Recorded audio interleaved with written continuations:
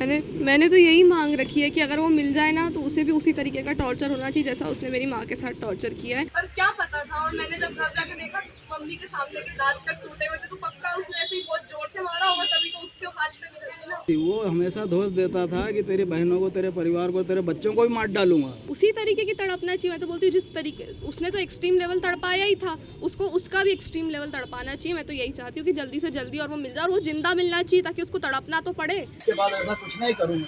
तो बेटी उसको तलाक नहीं देने का बस यही कारण था कि तेरी बहनों को भी मार दूंगा, किसी को नौकरी नहीं करने दूंगा। ये डर के चलते उसने मुझसे कहा था कि पापा अगर मेरी नोट उसके हाथ लिखी हुई तो हो जाएगी, लेकिन मेरा परिवार तो सुरक्षित रहेगा। सब लोग यहाँ सोच रहे होंगे। मारा पीटी करता था वो, और उसका तो शुरू से ही था, जब से एंगेजमेंट हुई है तब से ही उसको बहुत शक था, हमेशा शक करा करता था। 2 हफ्ते पहले भी मैं सैटरडे को इतना झगड़ा हुआ था कि मैंने कहा कि नहीं अब तो पुलिस स्टेशन जाना ही चाहिए, तो मैं कॉलोनी के बाहर तक चली गई थी। मेरी मम्मी ने मुझे बोला कि बेटा एक मौका और दे के देख लेते हैं, क्यों अपनी इज्जत का पंचनामा बनाना, पूरे सब ऑफिसर रहते हैं कॉलोनी में, सबके सामने ऐसा क्यों करना। मेरी माँ 15 साल से पागल हो गई अपने आप को डिफेंड करते करते कि मेरा ऐसा कुछ नहीं है, कुछ नहीं, पर दिमाग का कीड़ा निकाला थोड़ी जा सकता है, साइको है। मम्मी राक्षस बोलती थी, राक्षस भी इंसान से अच्छे होते हैं, तो बुरे नहीं होते। मेरे सामने गला दबाया है। पीएम पता चला ही था कि सर पे लगने के बाद ही पहली स्टेप में ही वो मर चुकी थी, पर फिर भी उसने गला काटा, क्या क्या नहीं काटा, अपनी पूरा दरिंदापन दिखाया। वो हमेशा रोती थी कि मेरे पीछे भाइयों के, काका बाबा उनके 14 भाई बहन है, सब स्कूल पढ़ते हैं, उन पे असर आएगा, जात समाज में क्या होगा, लोग क्या कहें। कोई सुमित नाम का आदमी है, उसका कीड़ा कभी उसके दिमाग से गया ही नहीं, और उस कीड़े के कारण ही उसके अंदर की हैवानियत जागी और उसने ये सब कर दिया। शादी के बाद से वो आदमी सब होता था कि अगर तूने मुझे छोड़ा मैं तेरे को तो मारूंगा ही मारूंगा, तेरी फैमिली को भी मार दूंगा, तेरी दोनों बहनों को खत्म कर दूंगा। तो मैं तो यही चाहती हूँ कि मिले तो तुरंत उसको फांसी नहीं होनी चाहिए, या इनकाउंटर मत कर देना उसको, उसे भी उतना ही तड़पना चाहिए। मैं तो ये बच्ची अपने पिता को तड़पते हुए देखना चाहती है। ये देखना चाहती है अपने पिता की मौत, लेकिन मौत होनी चाहिए भयानक। ये बेटी अपने पिता को उस तकलीफ से गुजारना चाहती है जो तकलीफ इस बच्ची की मां ने सही थी। सोचिए, एक बेटी जो भी महज स्कूल की स्टूडेंट है, लेकिन उसके सिर से मां का साया उठ गया, और उस साये को सिर से उठाने वाला कोई और नहीं बल्कि उस महिला का पति और इस बच्ची का पिता है। ये बेटी कैमरे पर आती है और सबके सामने कहती है कि मैं अपने पिता का एनकाउंटर नहीं चाहती, मैं चाहती हूं उसको एक्सट्रीम लेवल की तड़पाया जाए, उस एक्सट्रीम लेवल पर दर्द दिया जाए, उसे वो तकलीफ महसूस कराई जाए जो तकलीफ उसकी मां ने सही थी। एक बेटी है जो चाहती है अपने पिता को वो भयानक मौत देना जिसके बारे में सोचकर ही रूह कांप जाए। लेकिन ऐसा क्यों? क्योंकि 11 जुलाई के दिन अखिलेश ने अपनी पत्नी उर्मिला को जितनी बेरहमी से कत्ल किया, जितनी बेरहमी से उसकी जान ली, वो कहानी आपको दहला देगी। आगे की कहानी मैं आपको बताऊं, मैं चाहता हूं पहले आप उर्मिला की जो बेटी है उसकी बात सुनिए। वो क्यों ऐसा कह रही है कि अपने पिता को तकलीफ मिले, उसके पिता को दर्द वाली मौत मिले, क्यों ये बच्ची कह रही है? एक बार आप पहले इस बेटी की बात सुनिए। मैंने तो यही मांग रखी है कि अगर वो मिल जाए ना तो उसे भी उसी तरीके का टॉर्चर होना चाहिए जैसा उसने मेरी माँ के साथ टॉर्चर किया है, क्योंकि उसने ये कांड सुबह 8 से 9 बजे के बीच में ही शायद कर दिया था। और अच्छा है वो तो 1 बजे मैं स्कूल से पहले घर चली गई, क्योंकि वो तो बोल के गया था सीधा मौसी के घर जाना, घर मत जाना। अच्छा हुआ घर चली गई और ये सब देख लिया, नहीं तो सोचो ना 8 से 9 के बीच में भी कितनी तड़पी होगी वो। तो मैं तो यही चाहती हूँ कि मिले तो तुरंत उसको फांसी नहीं होनी चाहिए, या इनकाउंटर मत कर देना, उसको उसे भी उतना ही तड़पना चाहिए। मैं तो यही निवेदन है मेरा। आपके सामने किस तरह से आपकी मां को प्रताड़ित किया जा रहा था पिता के द्वारा? मारा पीटी करता था वो, और उसका तो शुरू से ही था, जब से एंगेजमेंट हुई है तब से ही उसको बहुत शक था, हमेशा शक करा करता था कि तेरा किसी के साथ ये चल रहा है वो चल रहा है। जब भोपाल में रहते तो बोलता था कोई राजेश नाम का आदमी, और जब इंदौर में आए तो बोलता था कोई सुमित नाम का आदमी है। उसका कीड़ा कभी उसके दिमाग से गया ही नहीं, और उस कीड़े के कारण ही उसके अंदर की हैवानियत जागी और उसने ये सब कर दिया। मेरी माँ 15 साल से पागल हो गई अपने आप को डिफेंड करते करते कि मेरा ऐसा कुछ नहीं है, कुछ नहीं, पर दिमाग का कीड़ा निकाला थोड़ी जा सकता है, साइको है। थाने पे शिकायत की थी पहले भी इस दौरान? की थी, भोपाल में भी दिए थे, यहाँ इंदौर में भी दिए थे, लेकिन वो हर बार माँ को पिघला देता था और वो पिघल जाती थी। कभी आपके सामने किसी तरह की बेरहमी की हो, थाने तक बात कही हो? या मेरे सामने गला दबाया है, और जब मैंने रोकने की कोशिश करी तो आपको इस साइड या शायद इस साइड मेरे सर पे ऐसा कुछ स्लांट में निशान दिख रहा होगा, तो उसने मंदिर पे जो सिंहासन नहीं होता जिसमें भगवान होते, तो उसने वो सिंहासन फिर मुझे ऐसे फेंक के मारा था, तो वो उसका कोना मुझे लगा हुआ है। वो निशान इधर से किधर साइड है, किसी साइड तो है वो निशान। किस तरह की सजा पिता को मिलना चाहिए आपको? उसी तरीके की तड़पना चाहिए। मैं तो बोलती हूँ जिस तरीके उसने तो एक्सट्रीम लेवल तड़पाया ही था, उसको उसका भी एक्सट्रीम लेवल तड़पाना चाहिए। मैं तो यही चाहती हूँ कि जल्दी से जल्दी और वो मिल जाए, और वो जिंदा मिलना चाहिए ताकि उसको तड़पना तो पड़े। पिता से किसी तरह की कोई भावना आपकी जुड़ी हो या इस तरह से कुछ इस तरह से घटना? कोई भावना नहीं है। आपका नाम? जितनी थी सब मर गई। दोस्तों, सुना आपने इस बेटी का क्या कहना है। ये अपने पिता के लिए जो दर्दनाक मौत चाहती है, उसके पीछे की वजह भी इस बच्ची ने बताई। दरअसल 11 जुलाई को इंदौर के एक सरकारी आवास में जो पोस्टल असिस्टेंट थी उर्मिला सैनी, उनकी हत्या कर दी गई। और हत्या करने वाला कोई और नहीं बल्कि उर्मिला का पति था। और उर्मिला के पति ने न सिर्फ दर्दनाक पत्नी को मौत दी, बल्कि उसकी हत्या के बाद बाकायदा नहाया, नए कपड़े पहने, धुले हुए साफ सुथरे कपड़े पहने, कंघी करी, बालों पे तेल लगाया, अच्छी खासी खुशबू लगाई और उसके बाद घर से बाहर निकल जाता है। इस तरीके से घर से बाहर निकलता है कि मानो बहुत बड़ा कोई काम करके ये शख्स निकला हो, और दुनिया को ये दिखाने की कोशिश की जा रही थी उस शख्स के द्वारा कि मैं एक सभ्य इंसान हूँ।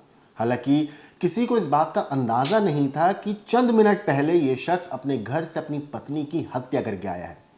अपनी पत्नी उर्मिला की हत्या करने के बाद ये शख्स सीधा जाता है वहां से अपने बच्चों के स्कूल जाने के बाद अपनी बेटी से बातचीत करता है, उसको एटीएम कार्ड पकड़ाता है, माँ के कुछ जेवरात देता है, कुछ पैसे देता है और कहता है कि हम लोग जो है दादी के घर जा रहे हैं, उनकी तबीयत खराब है, तुम यहाँ से सीधा मौसी के घर जाना। लेकिन कहीं ना कहीं बेटी को इस बात का अंदाज़ा था कि कुछ गड़बड़ ज़रूर है, इसलिए शायद बेटी पूछती है पिता का हाथ देखकर कि आपके हाथ पे क्या हुआ, क्योंकि हाथ पे पट्टी बंधी हुई थी, बैंडेज बंधी हुई थी। तो उस पर जो अखिलेश था वो कोई जवाब ठीक तरह देता नहीं है, बस इतना कहता है कि घर मत जाना, तुम मौसी के घर चले जाना। उर्मिला की हत्या करने के बाद स्कूल जाता है अखिलेश, और अखिलेश वहाँ से फिर फरार हो जाता है। बेटी प्रेक्षा ने यह भी बताया कि पिता लंबे समय से माँ के ऊपर बेवजह शक कर रहा था। इससे पहले भी वो माँ का गला दबाने की कोशिश कर चुका था। जब प्रेक्षा ने बचाने की कोशिश करी अपनी माँ की, तो मंदिर का जो सिंहासन होता है जिस पे भगवान को रखा जाता है, बिठाया जाता है, वो सिंहासन अपनी बेटी के सिर पे दे के मारा था इस शख्स ने। आपको बता दूं, उर्मिला की बेटी प्रेक्षा के बयानों और पुलिस पड़ताल में जो कहानी सामने आई है, उससे साफ हो गया है कि जो हत्या है उसको पूरी सोची समझी साजिश के तहत अंजाम दिया गया है। अखिलेश सैनी ने खून से सने कपड़े घर के पास ही एक चेंबर में फेंक दिए थे, नहा धोकर साफ कपड़े पहने, बालों में तेल लगाया, तिलक भी लगाया। इसके बाद वो सीधे अपने जो बच्चे हैं उनके स्कूल तक गया और अपने जो सामान था, घर के कुछ जेवरात, क्रेडिट कार्ड, ये सारी चीज़ें जो थी वो अपनी बेटी को सौंपी। अच्छा, यहाँ मैं आपको एक चीज़ और बता दूँ, प्रेक्षा जो है बच्ची, उसका ये भी बताना है कि जब स्कूल से वो घर गई और घर जाके जब उसने घर के बाहर थी तो घर से बहुत तेज़ तेज़ आवाज़ आ रही थी। ऐसा लग रहा था कि 100 की वॉल्यूम में टीवी को चला रखा है किसी ने, और वो आवाज़ इतनी ज़्यादा तेज़ थी कि बच्ची को लगा कि इतनी तेज़ आवाज़ में माँ कभी टीवी तो नहीं चलाती, क्या माजरा है। जब बेटी घर के अंदर जाने की कोशिश करती है तो देखती है घर का दरवाज़ा खुला है, लेकिन घर के अंदर कोई है नहीं। जब वो घर के अंदर दाखिल होती है तो एक कमरे में खून से सनी लाश पड़ी थी। वो लाश किसी और की नहीं थी बल्कि प्रेक्षा की माँ उर्मिला की थी, जो अखिलेश की पत्नी है। आपको बता दूं, आरोपी ने पहले से ही हथियार जुटा रखे थे। घर से एक ऐसा मेडिकल नाइफ बॉक्स मिला है जिसका इस्तेमाल बड़े ऑपरेशंस में किया जाता है, यानी कि डिलीवरी के दौरान या ऑपरेशंस के दौरान किया जाता है, चीरा लगाने के लिए, जिससे एक बार अगर कोई डॉक्टर्स उससे यूज़ करते हैं कट करने के लिए तो 7 लेयर की जो स्किन होती है उस पर कट लग जाता है। एक विशेष मेडिकल उपकरण होता है जिसे ऑनलाइन मंगवाया गया था। पुलिस अब उस कत्ल में इस्तेमाल की गई चीज़ की जो सामान मिला है उसकी भी पुलिस जांच कर रही है। साथ ही साथ आपको बता दूं, पोस्टमार्टम रिपोर्ट ने दहला दिया है। अखिलेश ने उर्मिला के सिर पर पहले वार किया था ताकि वो बेसुध हो जाए। बेसुध होने के बाद इस शख्स ने, जब वो जिंदा थी तब इसके ऊपर कट लगाए गए, इसके मुंह पे मुक्के मारे गए और इतने ज़्यादा बर्बरता से उसके ऊपर वार किया गया कि उसके आगे के दांत तक टूट गए थे।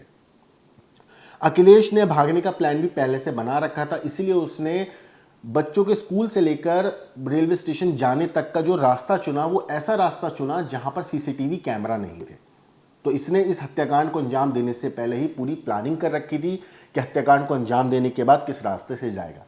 मगर ये कहानी आपको मैं क्राइम तक पे बता चुका हूँ, पहले भी हम लोगों ने इस बारे में बात करी थी। क्राइम तक पे कई स्टोरीज हम लोगों ने इससे रिलेटेड दिखाई।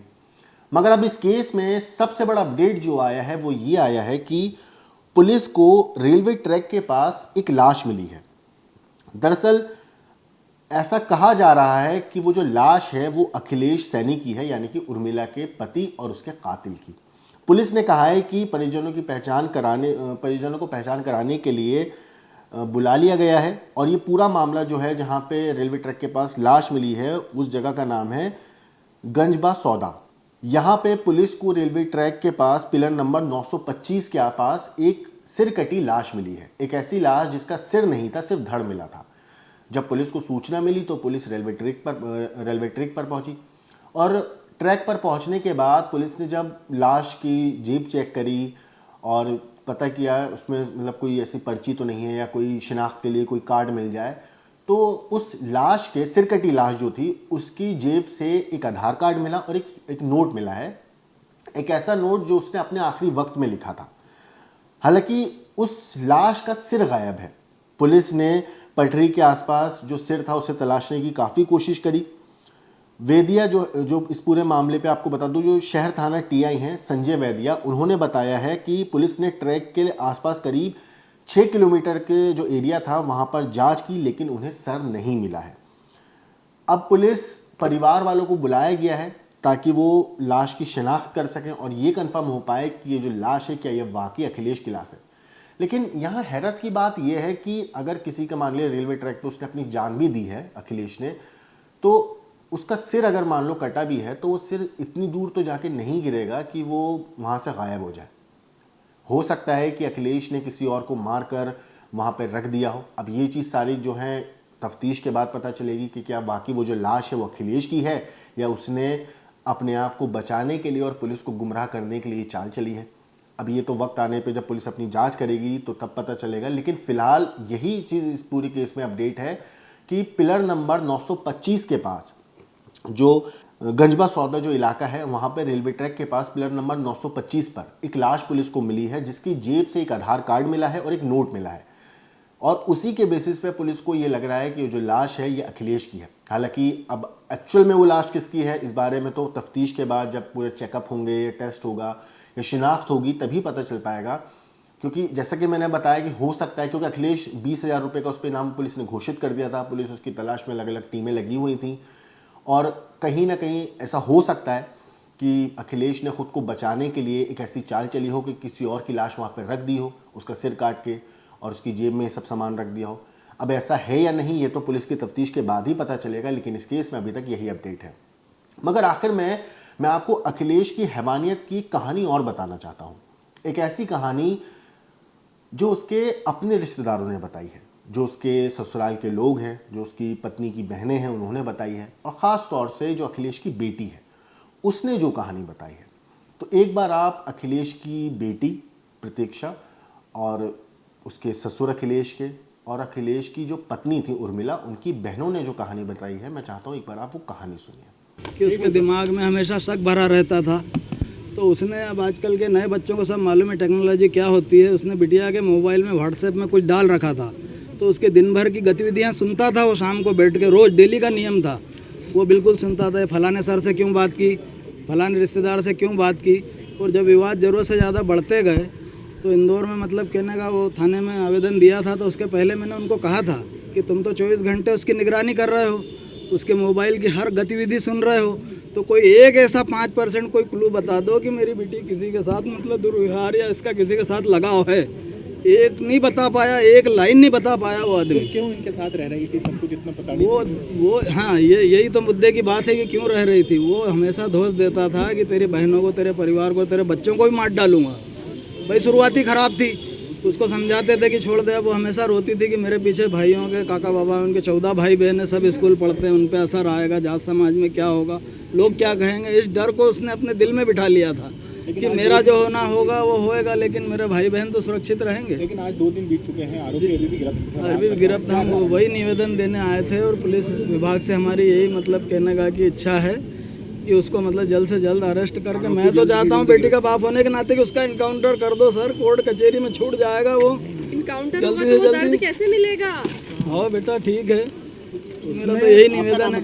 मैं सत्यनारायण माला का बेटी का पिता हूँ। शादी की आपकी बेटी की 15 साल 15 साल हो गए 2000 जी अभी जी जब से जी सगाई हुई है तब से कर रहा है। कई बार शिकायतें हुई ना, कई बार बैठ के समझौता उसका बाप आड़े आ जाए कि माफ़ कर दो, मेरी इज्जत का सवाल है, मेरी इज्जत का सवाल है, एक बार माफ़ कर दो, 2 बार माफ़ कर दो, कम से कम 10 बार माफ़ किया है। मेरे मोबाइल में वो खुद मतलब मैसेज भेजा है कि पिताजी एक बार पापा मेरे को माफ़ कर दो, आइंदा ऐसा कुछ नहीं होगा, मैं सारी मतलब करवाऊँगा, मतलब उपलब्ध करा दूँगा।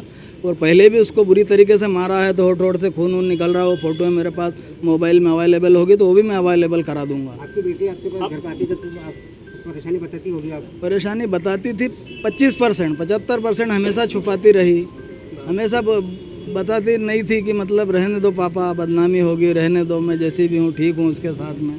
क्या आपका परिचय? मैं सत्यनारायण मालाकार, बेटी का उर्मिला सैनी पिता उसका पिताजी हूँ। मैं रिटायर्ड रेलवे कर्मचारी हूँ। अखिलेश सैनी जिनकी मौत हुई है, क्या नाम था उनका? जिनकी मौत हुई वो मेरी सिस्टर, उनका नाम उर्मिला सैनी है, पोस्ट ऑफिस में जो कार्यरत है ना। और उनके पति का नाम अखिलेश सैनी है जो कि भोपाल से बिलोंग करते हैं। वहाँ से ट्रांसफर होकर उनका यहाँ पर हुआ था इंदौर में। महिला का जी कि मेरी सिस्टर है वो। आज क्या खबर लगी थी? आज क्या है, मेरी भांजी जब स्कूल से आई तब मालूम पड़ा कि ये चीज हो गई है ना। वो अखिलेश सैनी स्कूल में गया, मेरी भांजी को एटीएम कार्ड दिया और उसका पिन बताया और ये कहकर वहां से निकल गया कि मम्मी और मैं भोपाल जा रहे हैं, तुम्हारे दादा की तबीयत ठीक नहीं है। बट उस बच्ची को ये नहीं मालूम था कि घर में क्या हो चुका है, क्योंकि ये सारी चीज करने के बाद में वो वहाँ स्कूल में गया था। बेटी जब घर में ही तो क्या देखा? बेटी जब घर में है तो उन्होंने ये स्थिति देखी कि इस तरह से हो चुका, तो उन्होंने उसके मेरे मतलब बड़े काका जी दादा को उनको नाना को फोन लगा के बताया कि ऐसा हो गया। अब मेरे काका जी का फोन मेरे पास आया, उस समय मैं ऑफिस में था कि आप वहाँ उर्मिला के यहाँ पहुँचो। अब यहाँ के पहुँचा तो इस तरह की स्थिति थी और मेरे ख्याल से इसमें टाइम हो चुका था। कैसे मारा गया? आपके जिया जी नहीं हत्या करी? हाँ, ये उन्होंने ही करी है, धारदार हथियारों का इस्तेमाल किया गया। आपने देखा होगा शरीर पे 4 से 5 निशान हैं। क्या वजह हो सकती है? वजह क्या होता है, ये अगर कोई साइको पर्सन होता है बिना कारणवश, मतलब ये ऐसा कोई आज का इंसिडेंट नहीं है, उनके बीच में थोड़ा चलता ही था, है ना। उस समय हमने बात भी की थी उनसे कि भैया अगर इस तरह से ज्यादा हो रहा है, उस समय भी भोपाल में भी कुछ ऐसा केस हुए थे कि उस समय भी पुलिस आई थी, समझाइश देके हुआ था। इवन यहाँ इंदौर में भी ये इंसिडेंट हुआ था, जब हम लोग भी आए थे उसको लेके भी गए थे, उस समय भी माफीनामा उन्होंने लिख के दिया और हम लोग चाहते थे कि यार छुट्टी हो जाए। बट सिस्टर चाहती थी कि ऐसा नहीं, हम मेरे बच्चे हैं, वो उनके साथ में रहना चाहती थी, वो केपेबल थी। बट मुख्य वजह क्या है? वजह तो अभी हम लोग भी कह नहीं सकते, आपसी है। अब साइको पर्सन का क्या कह सकते हैं, किसी चीज को लेके क्या उसके दिमाग में कब फितूर उड़ जाए ये कह नहीं सकते अपन। बच्चे कितने थे? 2 बच्चे हैं, एक 14 ईयर्स की गर्ल्स है बड़ी और 7 साल का छोटा लड़का है। क्या आपकी जो बहन के ट्रांसफर होते थे सरकारी नौकरी, उससे रिलेटेड? नहीं, ऐसा कोई इश्यू नहीं था कि ट्रांसफर होते हैं, बट क्या है कि अब कोई व्यक्ति का फितरत ही ऐसी होती है किसी चीज पे बात बात पर लेकर शंका जाहिर करना, है ना। ठीक है, शरीर पे शंका जाए ऐसा कुछ नहीं था, क्योंकि मैं मतलब इतनी बड़ी फैमिली हमारा है कि ऐसी चीजें हमारे परिवार में होना असंभव चीजें है ना। एक दूसरे के साथ में कोर फैमिली हमारी काफी बड़ी फैमिली है। बेसिकली कहाँ से बिलोंग करते थे ये लोग? ये भोपाल से है दोनों? नहीं, हम लोग तो वैसे खंडवा से हैं, है ना। हम लोगों की जॉब से यहाँ पर। तो जिया जी का क्या काम है? वो उनका अभी अगरबत्ती का काम करते थे, डीलर नेटवर्किंग। इंदौर में करते? इंदौर में ही था, भोपाल में भी था। उसका ट्रांसफर जब यहाँ हुआ तो वो भी यहाँ स्विच हो गए थे। आपका नाम बता दीजिए। मेरा नाम राजकुमार मालाकार और मैं उनका बड़ा भाई हूँ।